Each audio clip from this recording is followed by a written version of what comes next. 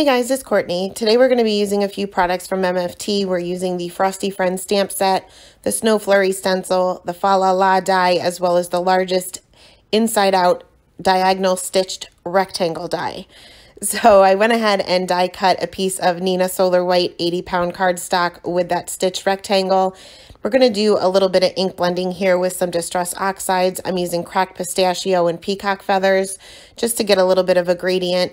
Most of it's going to be covered up with that Fa La La die, but I just wanted to add some color to the background.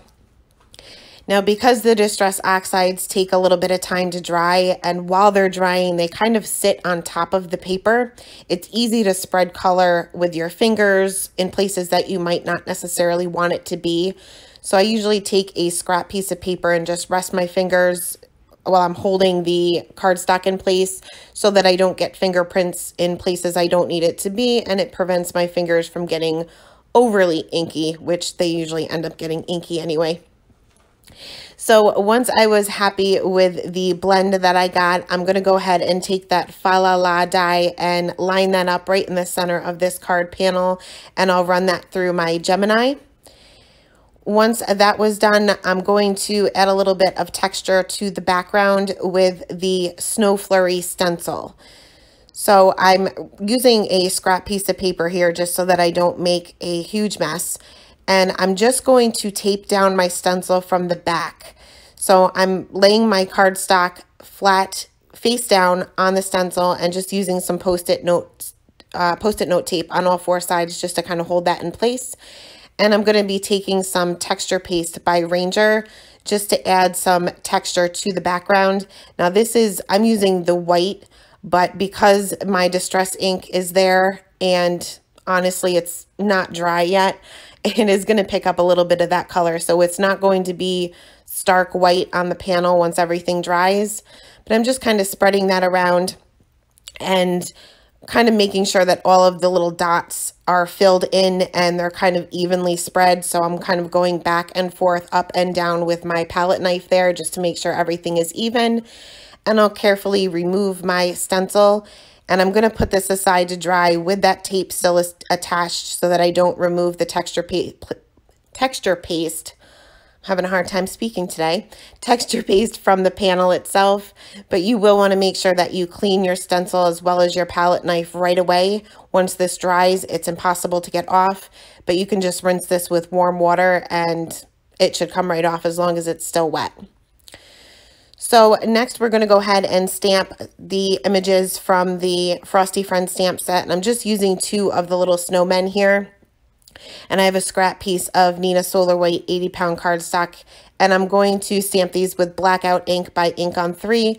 The first one here, I don't know whether I moved the stamp or my paper moved and I didn't get a great impression. So I'm going to stamp that again and ignore the first one and stamp my other little snowman here. We're going to be doing some really easy Copic coloring on these.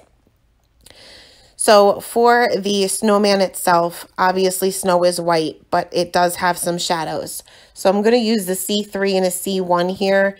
And for my C3, I'm just kind of continuing the 2 top circles or sections of the snowman and just flicking that out a little bit because these balls of snow would be on top of the other ones that would create a shadow. I'm also going to be doing some shading to the right side of this particular snowman and also add a shadow where that stocking is as well as underneath his little carrot nose. Then I'll take my C1 and I'm going to just basically flick out that C3 until it turns to white. I'm leaving most of the snowman still white. I'm just adding a little bit of shading so that he kind of looks a little bit more dimensional. For the second snowman, I'm going to do the same thing. Oh, first I went in with my colorless blender just to kind of get rid of some of those flick lines. You just want to make sure that you go over it really quickly so that you're not removing the color. So for the second snowman, I'm going to do the same thing, except for this time, the only shading between the sections of the snowman is going to be on that bottom one, but there's going to be a shadow where his scarf is. And the shading I'm doing on him is to the left rather than the right. And I'm just doing straight little lines underneath his scarf. with the C3, and then again going in with the C1, extending those flicks out a little bit further, fading those off to white, and then I'll go in with my colorless blender very quickly to remove some of those flick lines. If you have a C0, that you would be able to eliminate the colorless blender, but I don't, so this is the next best thing. Now for their little scarves and mittens and stocking there, I'm going to be using some BG markers and some YG markers, and this will kind of match my background with the distress inks that we used. So I'm going to start off with my BG markers and start off with this scarf. I'm starting with my lightest color, mapping out my darkest areas, which will be on either side of the part of the scarf that's around his neck because it would be a round object. And then off to the left-hand side of each of those areas of the scarf that are hanging down. Going in with my darkest color, kind of going over those same areas that we had mapped out. My darkest mid-tone, I'm also going to create a shadow where the scarf is underneath his face. And you can still add shadows with your mid-tones. You don't necessarily have to add a shadow with your darkest color if you don't want it to be super dark. Going in with the lightest mid-tone, extending those areas out, and then finally back to that lightest color and just adding that highlight back in. Also going to add a little bit of these BG markers to the stripes of this little stocking. And for this one, I'm just adding a little bit of shading on either side. So I'm really just putting a very faint line on either side with all 4 colors.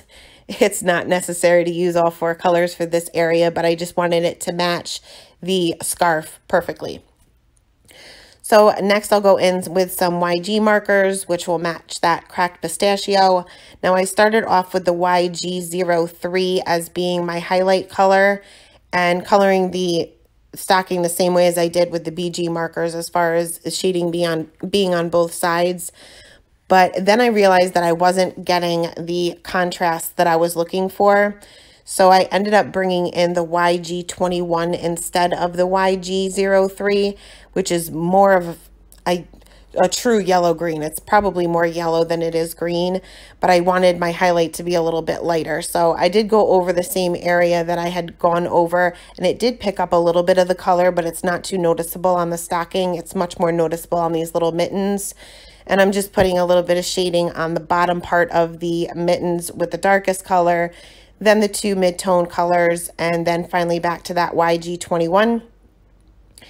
And for his little carrot nose, I didn't do any shading at all on this. I just randomly grabbed a YR marker and filled those in solid. And I'll go ahead and die cut these out once these are colored. I did let my texture paste dry for maybe about 2 hours just to make sure it was completely dry. Next, I took just a scrap piece of white cardstock here, and I'm going to adhere my main panel to this little scrap piece, which is cut down a little bit smaller than the actual card panel itself.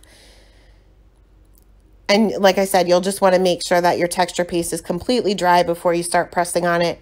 And I'm going to fill in, I kept these little pieces from when I ran my die through, and I'm just going to be using my Tombow Mono Multi Glue and just putting a dot right there in the center and add the center of my A's and that 1L back in. Just, this is an optional step. If you don't care about the middle being there, then you can skip this. I just wanted these to, I knew I was going to do something with these letters. I wasn't sure what yet at this point, so I wanted to make sure the centers were adhered back on.